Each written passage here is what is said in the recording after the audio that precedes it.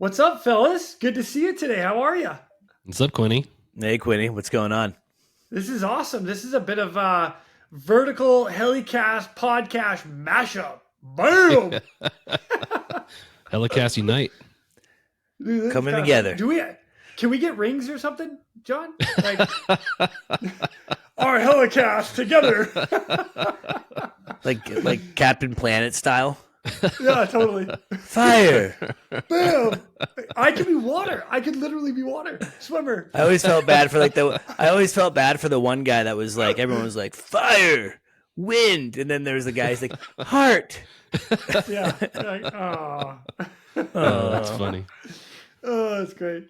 Well, man, I'm psyched about this, you guys. We've had this talk for a while in the background, and it's finally come to fruition.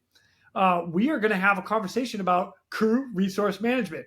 So boring and yet so exciting. Like I specifically remember sitting out like through CRM classes, and you're just like, oh God, here we go again. But you know what? It's important, and we have an opportunity to have a couple different perspectives from each of our position in the helicopter. So I'm excited to see what we can bring to the table to give everybody out there to use and work with, and hopefully just a good information session. So it's good. It's funny you talk about it being boring. I remember back in college, I was a sociology major, and what sociology does is take something that's very simple and makes it super complex and tries to make it scientific, almost to the point where it becomes boring. And I feel like that's what has happened in the study of CRM stuff. We take something that's really dynamic and can be really interesting, but we find a way to make it super boring.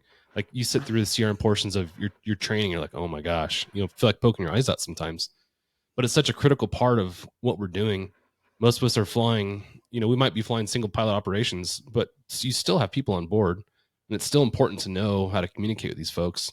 So anyways, I think it's funny how we tend to do that. We take something that's interesting and make it boring and overly scientific, so hopefully this is a fun conversation and not overly scientific.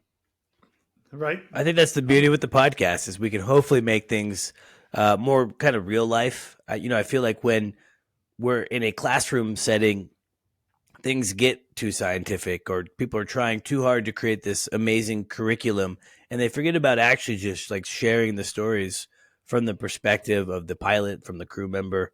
And so I think hopefully within this podcast, especially with you guys have a vast amount of crew resource management experience compared to me. So I'm actually excited. I feel like I'm going to gain from just being able to kind of hear what you guys have to say. So I'm pretty excited about that. Absolutely. That's good. You know what? I forgot to start us off though, or we forgot to start this off. By the way, I'm Jason Quinn with the ResQ Podcast. What up? John, what are you representing? I'm John Gray. I'm the host of the Hangar Z Podcast. So we represent the public safety segment. So police, fire, law enforcement, HIMS. I guess police and law enforcement is the same thing. But all the public safety segment is what the Hangar Z represents. So yeah, happy to be here with you guys. And I'm Halsey Schider with the Helicopter Podcast. Not Snyder. Emphasis on Schider. And my podcast is exactly as it sounds. It's encompasses all helicopters, mainly the stories of the men and women that fly helicopters. So super excited to be part of Vertical HeliCASTS, obviously. And I think doing collaborations like this with you guys is only going to create amazing and better content for our listeners. So I love being part of this group. I don't have as much energy as Jason, admittedly. I wish I did. Like, you should sell a can of Jason energy. Like, I don't know. Like, you should have an energy drink or something. I need some of what you have. Yeah, I'm working on a whiskey drink right now. I mean, come on. Nice. I gotta tone it down, man. Tone it down. Halsey, I appreciate that one, man. I like it. If I can rub off on you a little bit, we'll have some fun together. Let's just, it'll be all right. It'll be good. Looking forward to it. That's funny. All right, well, I'll tell you what, guys. Let's ask the first question. So, what is CRM? So, John, what is CRM to you? Man, to me, it's super basic. It's just talking to people. When we're in flight, you've got to communicate, and that communication can be verbal and nonverbal, right? And the benefit that I have in law enforcement is I've got a partner that's assigned to me every day, and because I'm working every day with that same partner, we pick up on our cues. He knows what I need to do, and I know what he needs to do. A lot of times just based off reading each other and hearing what's going on the radio, and having gone through the motions a bunch of times, a lot of times CRM is, like I said, nonverbal. So that's as simple as it is, to me. Yeah, it's me too. Halsey, what about you? What's your take on it? Yeah, I mean, CRM, to me, CRM can be as basic as taking a passenger in an R22, your buddy, your girlfriend, your wife, your husband. And I always used to say, like, hey, guys, 4 eyes is better than 2 eyes. So please keep an eye out. If you see anything, you see another aircraft, you see a wire, you see something, please tell me, because there's a good chance that maybe I don't see it. So I think it's as basic as that. And then I think it can become more complex where you have trained crew members. In my experience, I've flown in air medical. So I had a nurse and a paramedic that went through basic kind of helicopter indoctrination and understanding helicopters and understanding the important things to look at for like a recon, and having them help me as the pilot when we're doing off airports, when we're coming into a tight LZ.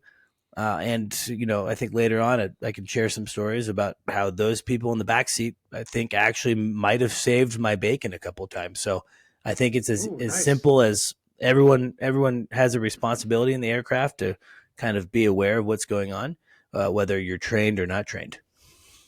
That's awesome. Yeah, it's one of the things, sorry, John, I've been actually blessed throughout my entire career that I've always been part of an entire, I've always been part of an entire crew. So I've always had to incorporate CRM. It wasn't until I came into more of the civilian sector and pilots had started coming on to my world of search and rescue and hoist operations where they were like, hey, you don't talk in the back. And I'm like, on the contrary, my friend, I talk a lot and you want me to be talking in the back of the aircraft. So it was kind of funny that I had to flip it. Cause again, you got guys, single pilot or just two pilots up front that are not used to having the crew in the back. And again, I'll tell you what, I know you guys can land the helicopter. I know that. I know you don't need my help to land the helicopter. But, Halsey, you said it. It's an extra set of eyes to say, hey, yeah, everything's clear. You're clear down, whatever. Especially in like a remote area or a non-landing zone or whatever. So. Well, I know like the 407 has like a backup camera now, like the GX, but most helicopters have very poor visibility from the pilot perspective of behind, left, right. You have very limited field of view, especially during night operations. So being able to have that person in the back kind of serve as that backup camera. I use it for my car. Might as well use it for the helicopter as well. Yeah. The car. CRM doesn't. Yeah, you don't want to hear that. It's like it's like your pilot's like, hey, Quinny, we need you to stop talking, but can you give me a series of beeps that intensify as I'm getting closer?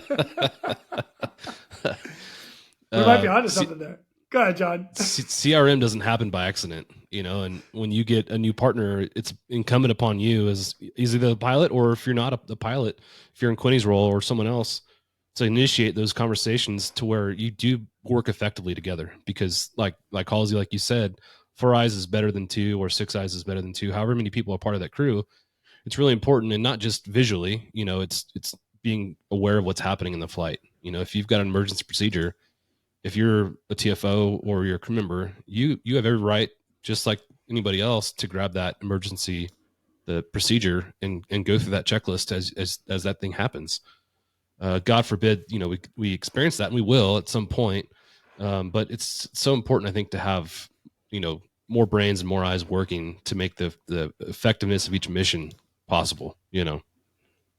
I'm Absolutely. curious too, Jason, from your perspective, since you've been working more in the back of the aircraft and I've been more in the front of the aircraft. I've always tried as a pilot, when I did my couple years at Air Medical, when I actually had a crew, I always tried to really brief about my expectations of how we can work together, right? How I'm incorporating them within this helicopter and how we all have a responsibility to keep each other safe.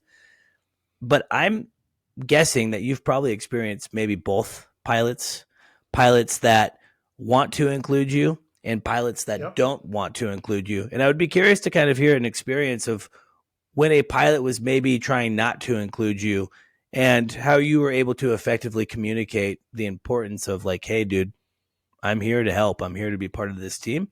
Because I feel like that could be hard to navigate, and maybe hearing it from your perspective could help some of at least my listeners understand the importance of making sure that we're doing good briefs and making sure that our crew doesn't just feel included, but is actually absolutely included as vital role.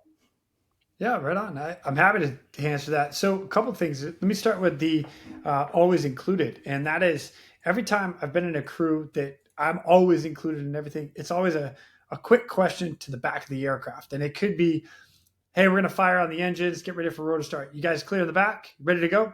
Yeah, we're good. Hey, thumbs up.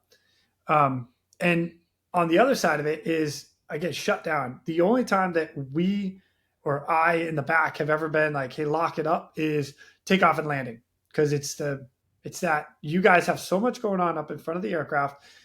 Get up. Once you get vertical lift and you get to that translational lift, we're good to go. And now I can start talking away. But in the beginning hey, we're good to go on the back. Cabin doors open, cabin doors closed. We're all secure. We're ready for taxi. We're ready for takeoff. That conversation is on point. At the other side of it, as simple as a startup, I have been standing at the aircraft. My helmet is on the deck. I am standing outside the aircraft. I'm like putting earplugs in, and the engines are firing up. The rotor head starts turning. I'm looking around like, has anybody asked me if I'm ready? I mean, seriously?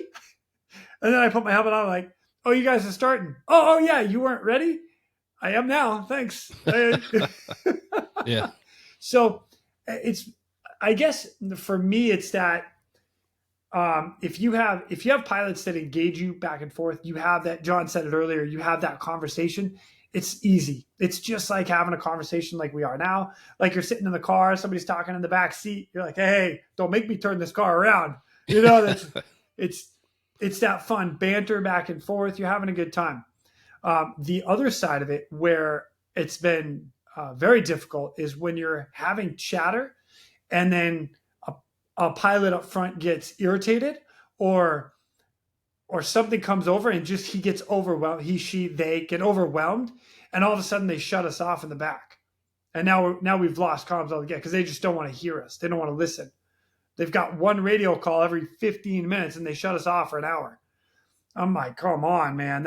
So now you got to go up. You got to tap on the shoulder. Hey, dude, we got stuff we got to talk about back here. Oh, yeah. Sorry, I forgot. No, you didn't. You want to do your own thing. I get it. You've been single pilot or you've been flying from point A to point B for 20 freaking years. And now all of a sudden you've got somebody in the back that's telling you, hey man, you're not cool. You're not ready for takeoff and whatever. But yeah, so I've seen both. The worst I think I've ever seen was the two pilots I was flying with, they got in a verbal argument. Whatever it was, it doesn't matter. It was a verbal argument. They were like bickering back and forth. We did an hour and a half flight where they literally did takeoff checks, cruise altitude checks, and did not speak again until it was before landing checks. And I was like, at one point in the middle of the flight, I'm like, are we good up front? You know, both of them like, yep. And that was it. Like, holy cow. Yeah. Mommy and daddy are fighting. Yeah, totally. Yeah, I've been assigned to a partner where it was kind of like that. And you take off and you say what you have to do. And of course, if something vital pops off, you bring it up. But you want a culture that doesn't have that. And that goes back in law enforcement to the selection process of the people that you're bringing into your unit. You know, you don't want that environment to be created. So it's really important for us in the selection process to look for people that as simple as it sounds, that you'd want to have a beer with, because you're going to be in tight quarters, you're going to be working in stressful situations, and you want to make sure that doesn't happen. And I think in law enforcement in particular, our culture's gotten a lot better. When I first started, there was kind of a dividing line in the cockpit, and the TFO and the observer, you do the police job, you work the radios, you work the camera, you do that side, and the pilot does the other stuff. The magic stuff happens over here. Don't touch my stuff. Don't even ask about it, basically, is kind of how I felt with one of my first partners. So, fast forward to the end, when we go back to that first partner, I didn't know what upwind was. I didn't know what downwind was, or crosswind, or any of these, basic terms. That should have been one of the first conversations we had, so that I knew, talk about a sterile cockpit. So I'd know when we go to depart, keep your mouth shut, so that the pilot can make his calls and make sure everything's good, or her calls, whatever. And then, at the end, as when I was the PIC and my TFOs, it was a two-way conversation the whole time outside of the sterile, cockpit part of the flight. But it was really cool to see the evolution of that. And it wasn't just me. It's how the culture has evolved. In law enforcement, it's interesting too, because it's not just CRM as it relates to flight. We're also working calls together. So the pilot, of course, is making sure that the flight's safe. But when the pilot isn't task saturated, we're helping the TFO work their call. Now, it might be a simple radio manipulation. It might be finding a suspect, because a lot of times the TFO is looking at the camera. You got a really narrow field of view. The pilot's looking out the window, so your field of view is really broad. And the pilot a lot of times ends up catching the bad guy, because you've got this really broad field of view, and you're like, oh, what's this guy running over here? Who is that? And the TFO puts the camera over there, and oh, that's him. Got him. So that it's really cool. So again, going back to that person I was talking about, we're working a call. It's a man with a gun call. It's a pretty serious call, and there's a bunch of units coming in, and we're now being a pilot, I understand kind of, a little bit more of the role of the pilot in this particular area. Was not task saturated, was not in a position where he couldn't help, just didn't want to help. And I'm asking him for help to help direct units in, because he can look out the window and say, hey, you've got a unit coming up next street to the west. Have him come one street east. I'm asking him for help, and he's like, sorry, I'm busy over here. And he wasn't busy. He just didn't want to help, So, it goes back to, one, the selection process, but two, how the culture's changed over time. So have you seen, Quinny, in your segment, a shift in culture, or has it always been pretty good? From where I'm at, I've worked in search and rescue my whole career. It's always been pretty good, but it's had to be, because when you get on scene, you're relying on the guys in the back of the helicopter to get the gear ready for hoist operations, long line, fast rope, everything that has to do with the back of the aircraft. We have to have communication with the guys up front. It's you can't not. I mean, I can't be throwing the cabin door open at 120 knots. It just doesn't happen. So all the limitations of all the aircrafts, we've got to have that communication back and forth. So you have that, I'm gonna call it the dance, or your script, where you're checking off your script, and it's wonderful. So again, I've always had it. It's always worked wonderfully for me. And occasionally you have a guy that's just like, and you're like, but you make a joke in the back of the aircraft, everybody's laughing, everything's back to normal. So yeah. Halsey, how about for you on the him side, and then as you move forward into the role you're in now? Well, the role I am now is I write a lot of emails, and I talk on the phone a lot. So it doesn't involve, excuse me, it doesn't involve too much CRM. Well, not in-flight CRM. Well, I work with my wife. She works for us, so we have to be strong communicators. But in air medical, I can't speak to, say, 20 plus years ago, but what I've heard, obviously, I think air medical has gone through a lot of very positive changes. It went from kind of a dangerous job where a lot of people were dying.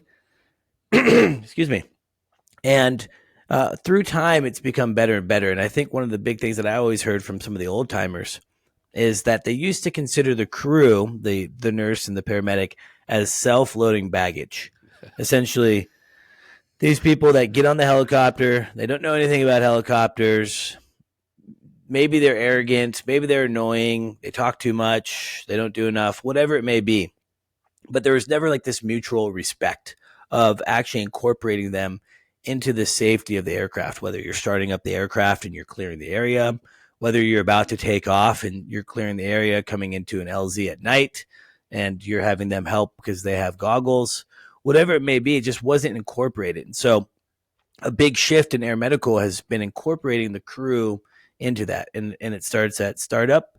It starts at right before we take off. There was a challenge response checklist where the med crew would actually challenge me with a series of questions, just making sure that everything up front was how it should be. I have admittedly pulled up the collective on a helicopter before when it was in ground idle, right? So having a med crew say, is the throttle full? It's a good question to ask, right? Especially in an aircraft where, like a 407, maybe not the GXI, but like a 407 or a Long Ranger, you can maybe not be all the way full throttle and not maybe necessarily know it if you didn't check your tack or whatnot. So having that challenge response checklist, I think, is important. And for me, I felt like, I guess maybe it's the person that I am, but I feel like if you talk people up a little bit and you make them feel included, we're all humans. We all have an ego. We all need to fulfill something. I always felt from a pilot perspective, if I include these people, whether they really know what they're doing or not, I feel like I'm going to get the best out of them every single time. And so we would get new med crew and I would kind of hype them up a little bit and make sure that they realized their part of safety within our flying environment, how we all had a responsibility for each other to get home safely, not just the guy up front flying the aircraft. And I think for guys and gals out there that are flying air medical, maybe you're just getting into air medical, one thing that I would really encourage you is to communicate with your crew, do really thorough briefs. I know it can become mundane. Sometimes you fly the same route all the time, but when you start kind of declining and giving a good, post-flight brief, it just makes it easier to do a crappier brief the next time. So I always tried to maintain like the high standard. And I know it sounds like a little corny. I'm like that pilot that's taking it too seriously, but it's serious to me, right? So I would always recommend that. And then I would recommend practice. I would make sure that the med crew, they get like 1 week at the company that I worked for. They get kind of 1 week of helicopter style training, being in a helicopter, NVG. So I would go out and do continual training. I worked for a company, and most air medical companies are this way now. Go out and train. Do, what happens when we're in invert IMC? I can use the guys in the back to help me go through my checklist. What happens if we're in this scenario? So practice, and make sure that if you see that there's maybe a weak link within your crew, that you're helping them. You're not scolding them. You're not demoralizing them, but you're helping them get better. Because at the end of the day, they truly are not flight people. They're nurses, they're paramedics, they're really good at what they do. And so I think it's a pilot's responsibility to make sure that we're incorporating them and that we're also keeping them fresh and helping, with their evolution of becoming a better crew member within the helicopter. Bell is proud to sponsor Vertical HeliCASTS and their vision to hold meaningful mission, safety, and best practice conversations in the helicopter industry. The lessons learned from these conversations will undoubtedly shape the future of both new and veteran helicopter operators. Yeah, and hopefully with the flying in general, your crew members, if they fly enough, they'll start picking up on a lot of your cues. And right now I currently am flying in the 139, right? So the guys will come up and say, okay, I'm just going to pull up power. I'm going to get in that 1-2 foot hover off the ground, check my engines. We've got it. We're going to do a clear area takeoff, power, set, rotate, that nose down, wings level, TDP, wings level, rotate. Okay, we've got VTOS and we're taking off. I think that's all. I think that was accurate. And I'm not even a pilot. But it's one of those things that when you hear it enough as a crewman, you know what to expect in the front. So when things are off, then you can say, okay, that's not right. So you know what? I got a story for that one because we're doing basic training, just hoist training on the runway. And I think it was for a new pilot, but anyway, we had a gearbox overtap. So again, we're in the back, and I'm doing the hoisting, and I hear, hey, we've got a gearbox over temp. The co-pilot or the instructor pilot, he said, okay, well, let's finish the hoist, and then we'll land and let the gearbox cool off. Again, we're sitting over a runway, totally 100% safe. But we finished the hoist, brought the crewman into the cabin, stowed the hook, nice, gentle landing down to the ground, and just sat it idle until it went out. That was it. But everything was, I roger that. Yeah, we got it over temp. I'm going to finish the hoist, and we're going to land. Copy. It was that quick, and everybody had a little piece of it, and then boom, non-incident. And that's the greatest part about like CRM that works. It's when it's a non-incident. Hey, it worked the way it's supposed to. Boom. So yeah, I think when CRM's working efficiently, you're going to be an effective flight crew, regardless of what the mission is that you do. You bring up in-flight emergencies, go in double IMC, or God forbid a incapacitated pilot scenario. You talk about flying with these crew members who aren't pilots and don't even really know what the instruments are. I would always take the time to explain these are some of the critical instruments, and this is like if we go double IMC, this is what you could look at to help keep wings level, outside of just pressing the autopilot button. But God forbid a incapacitated pilot scenario happens, and this crew member has no idea what they're even looking at. So, one, this goes to CRM, but two, just general training throughout these flights. Like you talked about, Halsey, is familiarizing your crew with these different procedures and what you could possibly do, So I think that's really important. And I think pilots, we have a responsibility to always make sure that we are advocating for the safe environment. I had a guy on the podcast a long time ago named Eric Thresher, and he came up with this Thresher. I think he called it the Thresher effect. So shout out to Eric. And his whole theory was that when the helicopter is spinning and on, people start doing weird things, even if they're familiar with being around helicopters. So his whole theory is like, hey, look, you can have a med crew that's been on the job for 10 years. And now once the helicopter starts running, it's noisy, it's loud, it's vibrating. People just start kind of doing weird things. You hear about those stories of people that knew not to walk into tail rotors, walk into tail rotors. So I think it's always, comes about briefing before the helicopter is noisy and vibrating and on. So I think, pre-flight briefs are super important. And then I think when I had crew, man, my head was always on a swivel on the ground, especially, right? I have crew members loading patients. Sometimes we're on a highway. There's law enforcement. There's so much going around. So I'm always kind of keeping vigil. But on that same token, when I'm on the ground and I'm running, say on a highway or something like that, where I need to keep running, I kind of always felt very uncomfortable. And so for me, it was an emphasis point to my crew of like, hey, you guys are responsible when we're on the ground. Please don't let anyone walk into my tail rotor, right? Please keep an eye out. I know we're there to serve this patient, but I don't want to create another patient because the DPS, guy just walked into the tail rotor, because people do weird things around spinning helicopters. And so I don't think that crew resource management, at least in air medical, is just in the aircraft. I think it's anytime that helicopter is running and you're in an environment where safety could be compromised, I think it's super important to make sure that you have a good understanding of what your role is. As a pilot, my role is to sit there, have my head on a swivel, make sure that, I'm not seeing anything that could, cause an issue.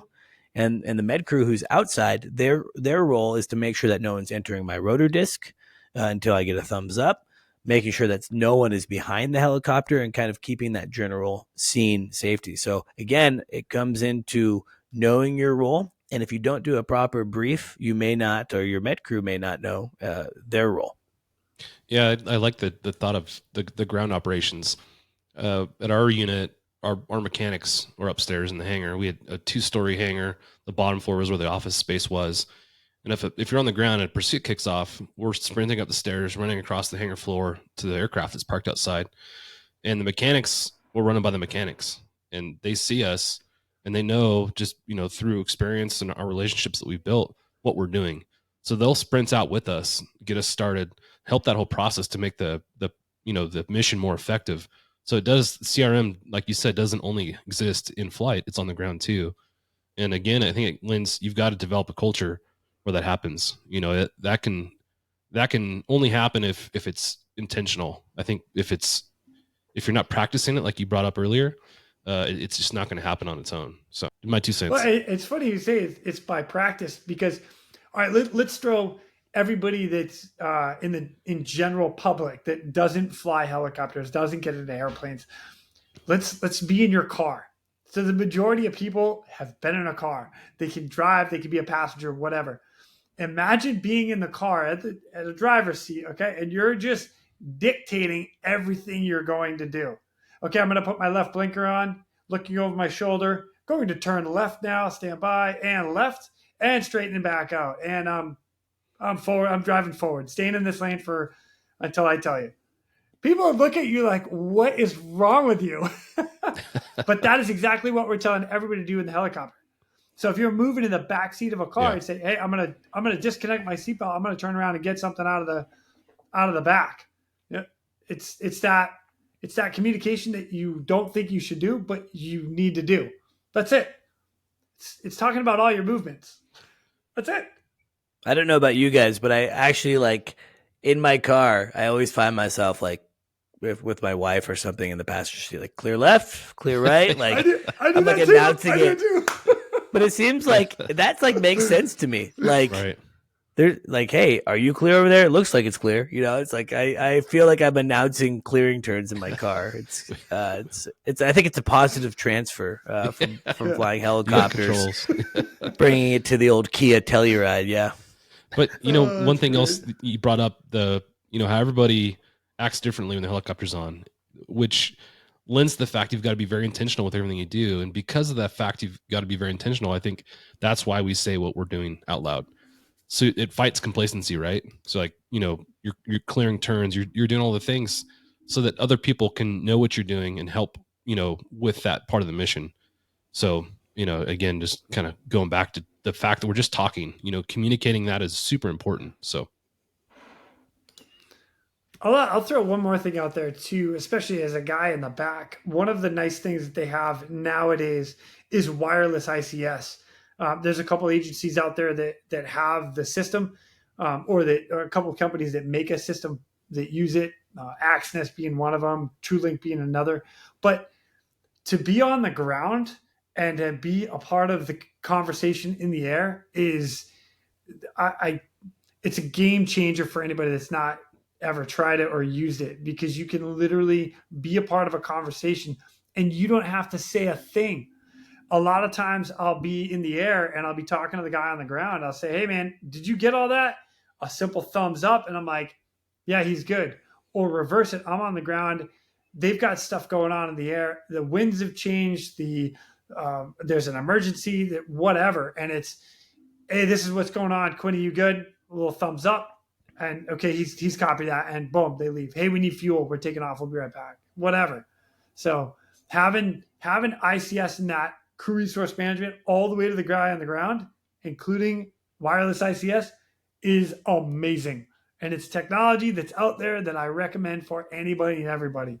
So yeah, I think, and that's one of the beautiful things about technology, is that it increases. I think that there's only going to be continued enhancements in overall safety, including things like that. I mean, go figure. It makes sense. Like, it would be so nice if that guy on the ground could hear what we're talking about, right? Like, it's like such a novel idea, and it's awesome to hear that technology actually exists. I actually was not aware of that. Oh, yeah, well, then heck yeah. That a lot. Let's have a conversation about that. Oh my gosh, I love it. Go ahead, John. My bad. I think about that a lot, like what you brought up when we're starting the aircraft. For us, the TFO is standing outside holding fire watch and making sure that no one's walking into the tail of the aircraft as we're starting. But I'm looking at him, and if he's motioning with his hands, I'm trying to interpret what he's talking about, while at the same time trying to watch the gauges and make sure nothing's running away.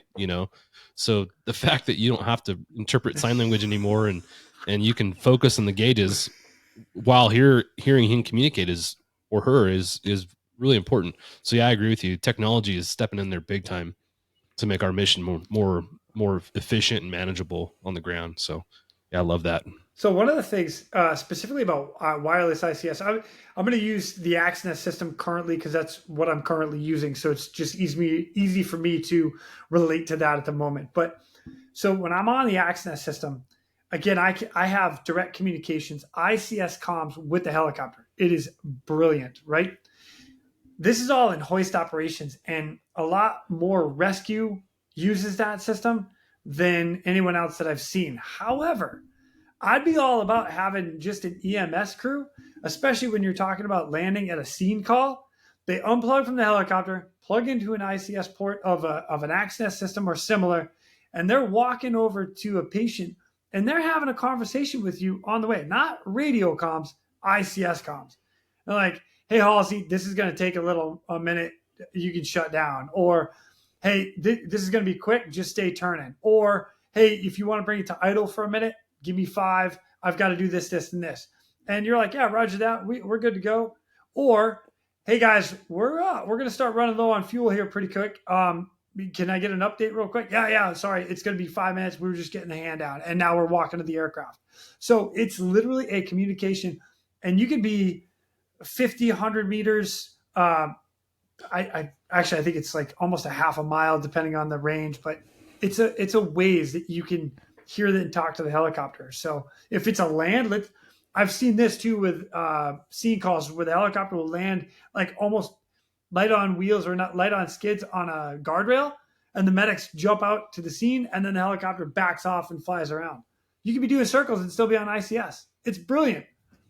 So yeah, I'm all about it. That's really cool. And there's been times, John, I don't know what your experience is with patrol law enforcement on the ground. And I don't know if you've ever been in an experience in a helicopter where you've landed on a highway or something. I don't know if that happens in law enforcement flying, but air medical flying, obviously part of the job sometimes is landing on highways and things like that. And I don't know what it was. Maybe it's just the in the state where I was, those cops, but I think that maybe ground patrol units are used to being able to kind of do this and do that, because they have to park weird, or they're not breaking rules, but they're doing things because they can, and it kind of dictates the situation. And I found that when I was at a busy scene on a highway, I was always most concerned about the law enforcement agents. I had so many situations where cars were, a DPS unit would drive like super close, almost within under my rotor disc. And it would be nice to be able to be on comms with my crew still, because when you're just sitting there running, all you can do is like do this weird wave thing, like, hey, don't do that, stop. Yeah. So what we always try to do is we would meet with law enforcement, we would meet with fire departments, and we would try to brief them on what to expect on scene safety and things like that. But it does get a little bit hairy sometimes when you're just sitting in this helicopter and you're like, why is this firefighter walking up to me from behind? Or what is this cop doing coming? It's just always a little bit scary. Yeah, absolutely. Yeah. I was lucky for my agency and our region. Everybody in my agency and in our region in general is very familiar with helicopter operations. But I think once you get out in the kind of the rural areas, or for agencies that don't have helicopters, they're not familiar with, what to avoid and what to be aware of. That's a big problem. And you bring up the volunteer firefighters. They're doing a community a huge service by being volunteers, taking time away from their families to do the things they do. But at the same time, they may not be familiar and aware of some of the hazards that exist. They're calling LZs for you guys sometimes, and they may not even know what to look for when it comes in LZ. So, Jeff and I talked about that at length in a couple podcasts. He would always, be very, very critical and skeptical of the LZs they called out. His recons were very thorough, and if it didn't like it, he would just, hey, we'll go to one I'm familiar with. It's a half mile down the road. They can take that patient, transport him a half mile, and he feels better. It's safer for everybody. So yeah, 100%. I mean, we always, and you're right. Think, especially in the rural communities that I served, it was mostly all volunteer departments, and I think it's awesome. They're helping their community. They're passionate, but it's not like their main job, right? For instance, I'm a volunteer ski patroller. I work on the hill with paid patrollers. They do, my required commitment for a year is they do that in 3 weeks, right? So like these guys have experience. They're better patrollers than I am because they have that experience.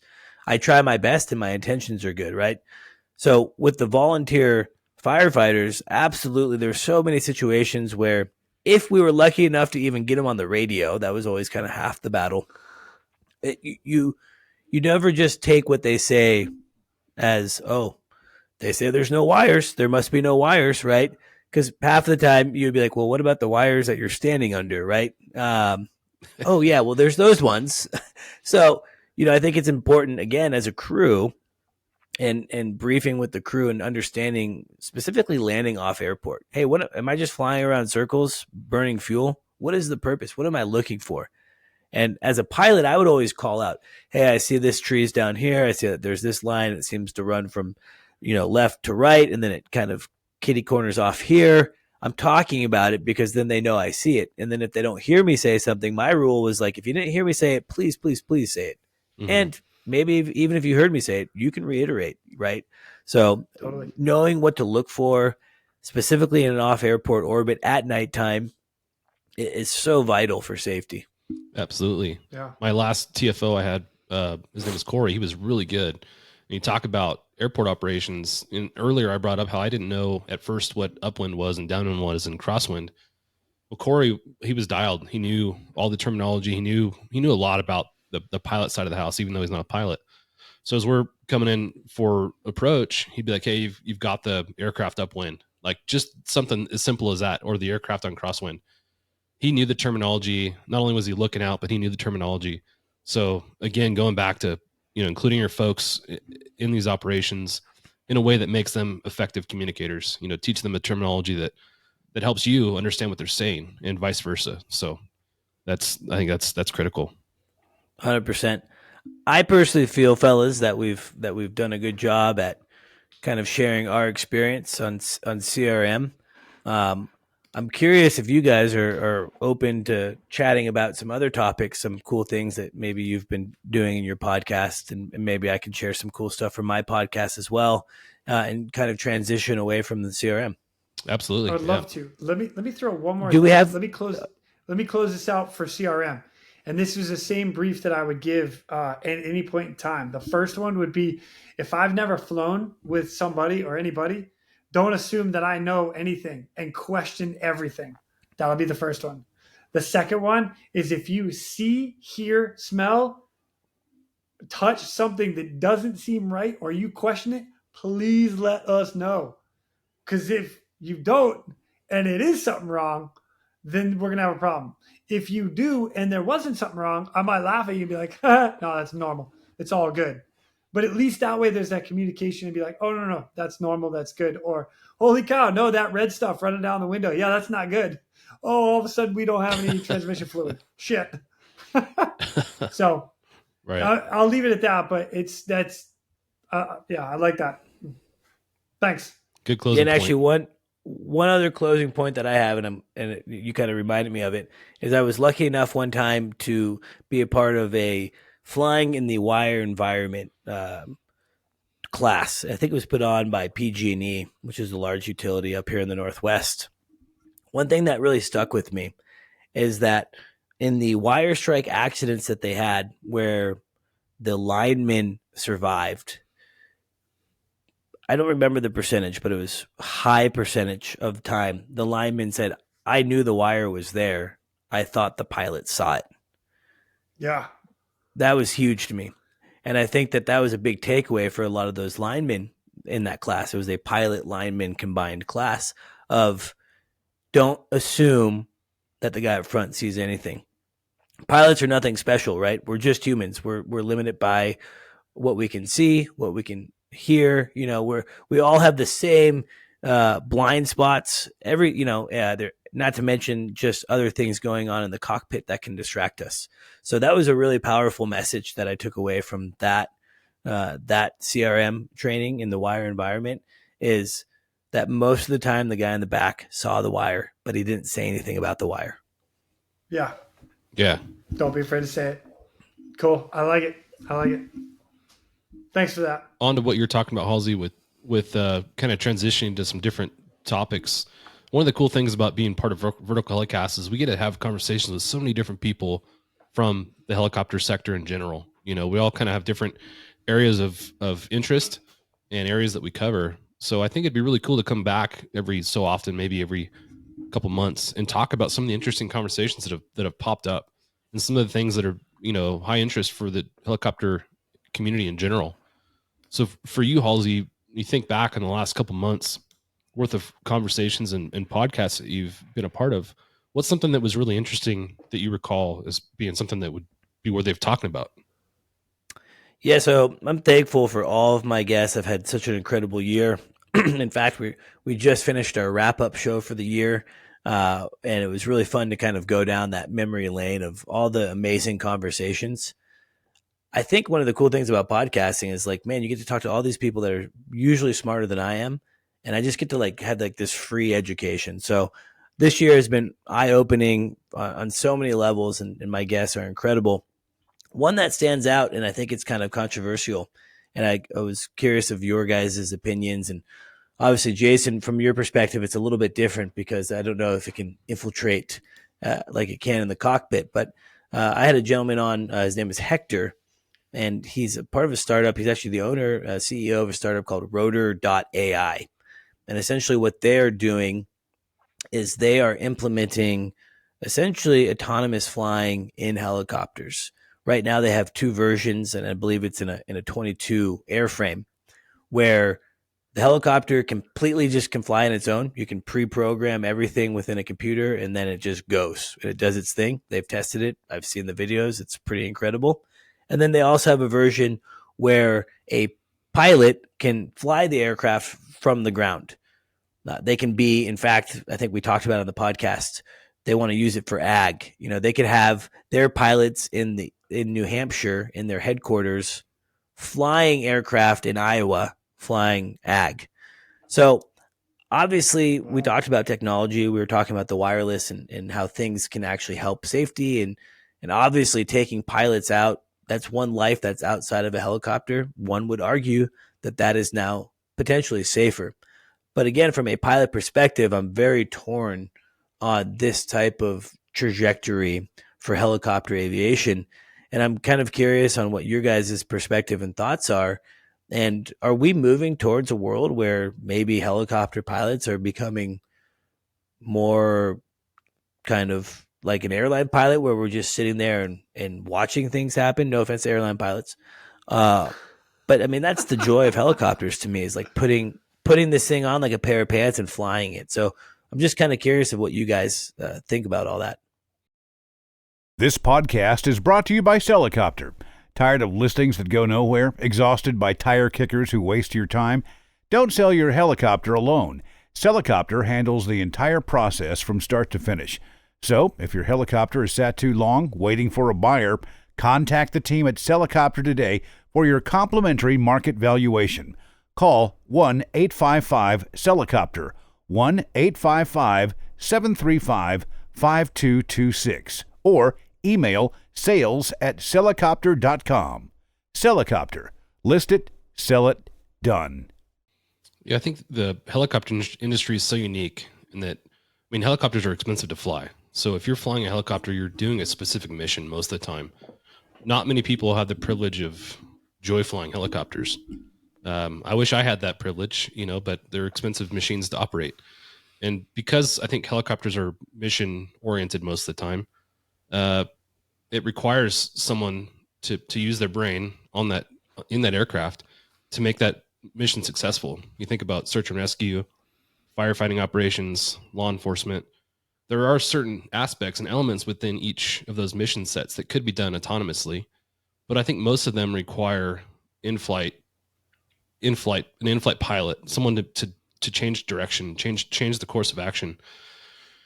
And someone will say, well, what about drone operations? Drones are, in law enforcement in particular, drones are doing the law enforcement mission that most law enforcement helicopters are doing. And they are doing some of that, and they do some of that really well. But, you know, as I talked about earlier, when a TFO is on a mission and they're using the camera, your field of view is super narrow. and you've got a pilot in the other seat who's looking at the bigger view. So you're using two different fields of view to search and look for something. And I haven't had that same level of success when I'm just using the camera as when you have a TFO using the camera and the pilot looking out the window.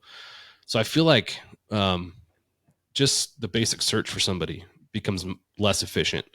I think if you're gonna employ AI in this world where everything's mission oriented, it's got to make the mission more efficient.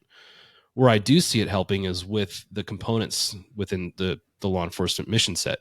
So you take shot over camera systems, for example.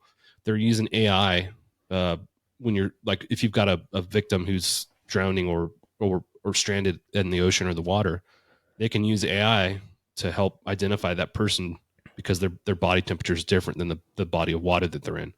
So there's elements that are helpful within that. But I think AI by itself, autonomous flight for the mission sets, isn't very realistic. To switch gears, I feel like when you come to commerce, and there's the ag example you brought up, if you could program the most efficient flight path and disperse that chemical for the ag in the most efficient way possible, that's something I could see being helpful, or organ transportation in LA, for example, when you've got heavy overcast days where you can't fly. Then you have these autonomous vehicles. Bell's got some pretty cool autonomous vehicles that can carry packages of certain weights.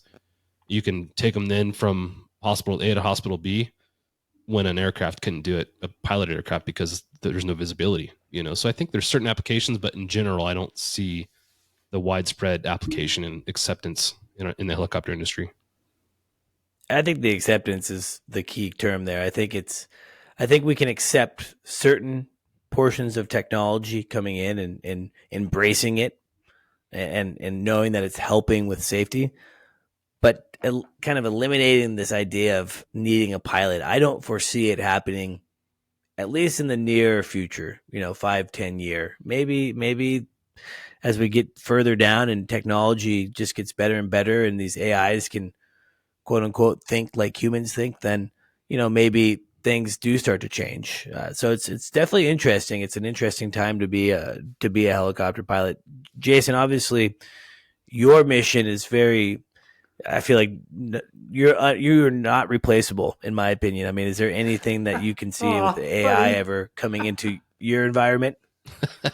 So, no, I hesitate with no. AI can be used in a whole bunch of aspects of search and rescue for sure. The question would be, and I'll even go from search and rescue to law enforcement to military ops, of me flying the aircraft. Like, there's so many dynamics to communication, CRM, from the front to the back to the front. With your holding position, you've got to alter something, you got to move somewhere. I'm running a hoist hook while my buddy's on the hoist and he's giving me hand signals. Like, how do you, I'm sure it's possible, but we have people in the water, we have people on the ground, we have people on the side of the mountain. There's so many moving parts to that you have to be, everybody's got to be in sync. And so everybody's got to be looking at the same thing. I don't see how that would be possible sitting in New Hampshire and trying to do a SAR case out in California. It doesn't equate. And in addition to that, you can go as far as inserting guys with, now you've got fast rope or rappel or your aerial gunner stuff. Like, AI could come in maybe with aerial gunner stuff, but as far as fast rope and guys, then you need troops on the ground. You need people there. There's a reason you need people on the ground. So how do you can't take that out. So I don't see cyborgs. Yeah. Sir, I'm here to get you. Yeah. I think most of these missions are so dynamic. You've got to have a lot of, there's a lot of changing course in what we're doing. So it's not fly from point A to point B most of the time. It's 5 different changes from when you take off to when you land. And, I find it difficult to see AI completely stepping in and filling the position for pilots. And I will say, in law enforcement, general operations have been a huge addition as a tool in the tool belt, and I think they complement each other very well. So I think AI will come in and be able to complement what we're doing very successfully. Yeah. But I don't see a complete replacement. Yeah, I lean to agree with both of you on that. John, what about you? You've obviously had a fantastic year with your podcast. Any standouts from 2023 with you? Yeah, like you said, all the guests that we had in 2023 were amazing, and we tend to talk about people's stories a lot because I think everybody's got an interesting story. Anybody who's in aviation's overcome a lot of adversity to get to the positions they're in, whether you're a pilot or a rescueman, whatever your role is, a mechanic. So those stories, it's really hard to pick out one in particular that is really noteworthy. On just the industry conversation, we had a conversation with two guys who were F-18 pilots and then became flight surgeons in the Navy. They started their own business. They're called Wingman Med. And I thought it was important because, most of the folks in public safety aviation are in the later parts of their career. And as you get to the later part of your career, you're gonna face a point where your medical's at risk for whatever the reason is, high blood pressure, whatever the thing is. So they've kind of created a way of helping pilots deal with that. We all trust our local AMEs to help us with our annual medicals, but let's be honest, a lot of times those local AMEs don't know a whole lot about aviation. So just on the topic of medicals, again, we're all going to deal with that. So I don't know what your thoughts are on the AMEs and the medical situation, but I think it's something that everybody faces. Yeah, I mean, I have pretty good blood pressure until I show up to that second class medical appointment. I've always found it interesting. I think that you can dive real deep when you talk about medical. I think from a baseline perspective, specifically for civilian flying, I almost sometimes kind of think it's a bit of a joke on just at least my experience of getting a medical. I mean, it's just such a basic checkup. I don't think that you can really actually determine anything really through that. Maybe you can see if the eyes are going bad or whatnot. I think where the industry is falling short, and I've talked about it on my podcast before, is like evaluating mental health. I think that obviously as pilots, you shouldn't really talk about any type of mental health, right? If there's been a past of depression or maybe some anxiety, whatever it may be, it's really a taboo thing. Therefore, you can't really seek medical help and treatment for it. And I think that could really lead to negative outcomes. And I think it has. I think, you see high alcoholism within aviation and pilots in general because maybe they're using alcohol to cope. I don't know. So my stance on the medical is I'm curious as time goes on what the FAA is going to do to better address mental health, because again, we're all humans. We all deal with things. But as pilots, it's almost like you're not allowed to deal with anything. So how do you have that balance, right? So I'm definitely curious and love to hear your take or talk to those guests that you're talking about. I'm sure they have kind of a perspective on that, but it's just, I've always found that interesting. Yeah, me too. The mental health conversation is a really important conversation in public safety. It's something that we've kind of swept under the rug for a long time, but I feel like it's getting better. But like you're mentioning, I think when it comes to either the psychological aspect or the medical aspect, people don't want to dig into. You don't want to go beyond that medical appointment with your AME because you don't want it to uncover something that might defer your medical. So I think a lot of people push these appointments off and don't want to go to a doctor and see what's actually happening because it puts your livelihood at risk. So there's a lot of there are a lot of conversation points in there.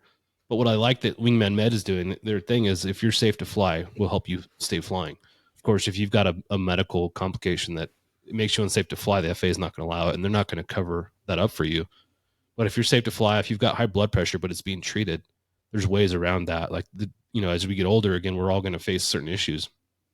But I think the biggest thing is just changing the culture to where pilots aren't afraid to go get a regular physical and to dig into the actual medical things that are happening. And like you said, the mental health side of things as well.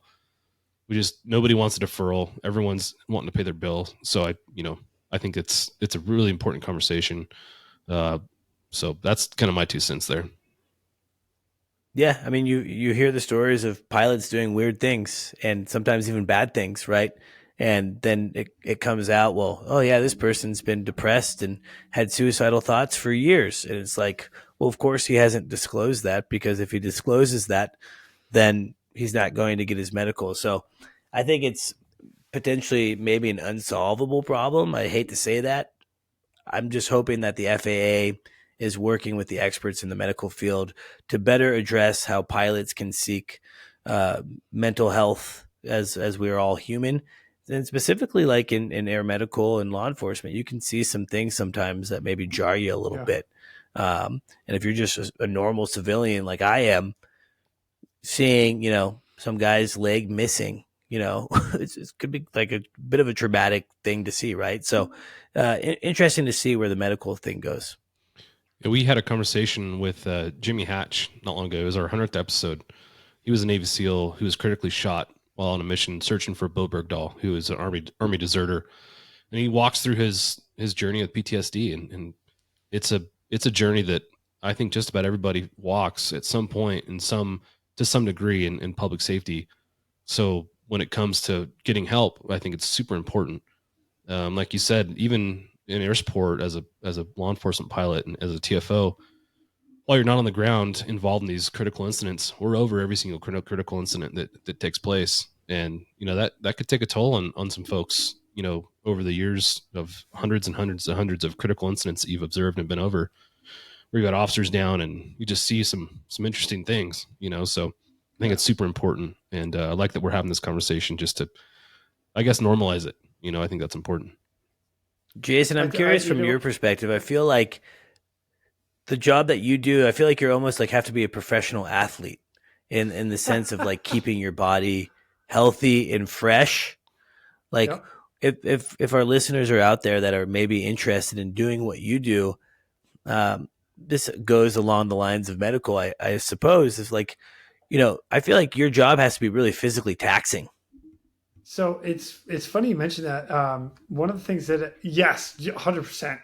And one of my best friends, one of my mentors actually says exactly what you said is, we're professional athletes. We just don't get paid the money for it. That's the bottom line. We are required to work out. We're required to lift people up. We're required to swim. We're required to run. You're required to be humping a pack of 50 pounds or 22 kg up a mountain, because that's where the patient is and that's what all the gear is that you're carrying. So yes, what's interesting to me is I don't need the same medical check that you guys need up front. It's only because I'm not at the controls of the aircraft. I'm like, that's cool. And I've seen some unfit people step in the back of the helicopter and be like, what? Who are you going to pull out of where? Like, seriously. But for the most part, out of everybody that I've ever worked with, everybody's a physical fitness monster. Everybody's willing to do the drive, go to the gym on their own. They want to work out. They want to stay healthy because they know it's coming. And as my buddy Bob would say, preparing for the bearing. You never know when the alarms are going to go off and you're going to be swimming in the Bering Sea in 20-foot waves. Yeah, that was me too. Like, if you're not ready, man, Mother Nature is trying to kill you all the time. The only thing we can do is be strong enough to be smarter than it. So be ready for when you have it. The other side of that, I'll piggyback off your mental health side of things. That is huge in our world. And I highly recommend anybody just make a phone call, talk to a buddy, talk to a friend, talk to somebody that you can trust for a little while until you can get the help you need. You can call a stranger. You can call me. Call me. I will have a conversation with you. You can tell me that, like, man, I don't feel right about this. Okay, that's good. Keep going. It's like therapy to start talking to somebody. Call a friend. Mm-hmm. It's better than 100%. So I 100% agree with that. And I I've always thought about mental health, and I've done that before, Jason. I've had times where I've been struggling. Maybe there's a loss in my family, or there's just there's an outside stress that I just feel like I'm holding the weight of the world. And whether it's a flying situation or just in my sales business, if I hold that in, I literally start to feel it. My neck hurts, my head hurts. It like becomes this physical stress. And just being able to have a confidant in which you can share things with and just kind of unload some of that, unpack it a little bit. I always find that people, especially if you have the right group of friends and the right people around you, people are really wise, and people have also most likely felt the way that you felt. And so it's really nice. It's almost like sometimes you can feel like, oh man, I'm just so alone in this journey, right? Of owning my own business and being stressed about this and being stressed about that. But then I talk to my friends and it's like, oh, they feel this same stress. Maybe it's a little bit different of a situation, but just being able to have that conversation, I think, is a really natural and healthy way to help us as humans kind of decompress a little bit. Totally. My I'm closing gonna throw thoughts. one more thing out there. Wait, let me throw this one out there, John, real quick. Is for those that get the phone call. So I'm going to say, Halsey, John, you guys each call me individually. You're stressed out. The best thing that I can do to help you right now is shut my mouth and listen. Just talk. I don't want to interrupt. You don't want to hear my problems. You don't want to hear my story and how, oh, this happened to me. It's no big deal. No. Shut your mouth for 5 freaking minutes. Let them talk. Let it out. Just allow whoever's talking to you to actually talk to you. All right. And that's key, because that's going to help them. And then you can work together, but give them a minute. 100%. Let them talk.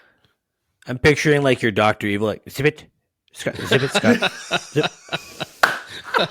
Zip it real good, Scott. You even got the bald head to go with it. Hey now. It's funny, Quinny, that I'm literally interrupting you as you're trying to talk about not interrupting people, but I think that's a good point. And my closing thoughts on the mental health side, and I'll refer to my friend RJ Garwood. His thing is the 5 mother effers. You've got to have 5 mother effers in your life that you can call, tell them to be at an intersection of A and B with a shovel at 5 a.m. and they'll be there in a way that, Yeah. other people won't. You've got to have people that you can trust, that when you call them on the phone and say, this is what I'm going through, they'll be quiet and they're not going to tell everyone what you're telling them in confidence. And not only do you have to have those 5 people, but you have to be one of those 5 for someone else. So make yourself available. And, when you see one of your 5 going through some stuff, call them out on it. Not in a bad way. Like, hey, bro, I realize something's up. What's going on? Because a lot of us aren't really open and wanting to talk about a lot of the struggles we have. But one of those 5 is going to be in a position where they can, in confidence, ask you what's up, and you should have those. So I love the 5 mother effers concept. Can I confine something in you guys? Of course. And I have to get to a pre-buy pretty soon. So I'd just like to confine that to you guys. You could do what you want with that information, but I just want to let you guys know. You don't have to go home, Your but you can't stay secret's here. safe with me. And I have the button. I'm the one pressing the record and stop button. So I That's just right. wanted I to love it. throw that out there. Well, hey, this was a lot of I'll fun. tell you I what, appreciate man. you guys Yeah, I had taking a the time blast. to talk and go through some of this stuff. There's, like I said, a ton of conversations we're having, and I look forward to the next time we get to come in here and roundtable some of this stuff. I think it's incredible. I think sometimes people ask, I don't know about you guys, if you guys get the same question, but sometimes people are like, oh, is there are you feeling competitive? Are you mad that there's other podcasts on this platform? And it's like, absolutely not. Yeah. I think it's awesome because we all cover something a little bit different. But then I'm hoping in 2024 that we can do more things like this, because you guys have such a wealth of knowledge in what you guys have done, in which I can just never speak about. It's just some things that don't come up on my podcast because it's just not what I've done. Right. I haven't been within 2,000 miles of the Bering Sea. Right. let alone jumping into it. Love, that's just it's freaking Crazy. Awesome, Yeah. right? Most I've people never wouldn't been do in that. law. Just for the record. I've never been in law enforcement, so I think to our listeners out there, first and foremost, thank you to everyone because it's kind of made this HeliCAST platform possible. And just know that as a platform, we are hoping to all continue to come together, not just to do cool, fun podcasts like this, but to also push the envelope of getting better and pushing out better content and working together. So I'm grateful for you guys. I'm so excited for the Hangar Z podcast and the Real ResQ. And I feel honored that the Helicopter podcast is part of that platform. So I'm just very excited for 2024 and seeing where all this goes. Yes, sir. Awesome. Absolutely. Me Feel too. the exact same way. Well, Cheers. thanks, guys. Cheers, guys. Appreciate it. Cheers. Right, peace.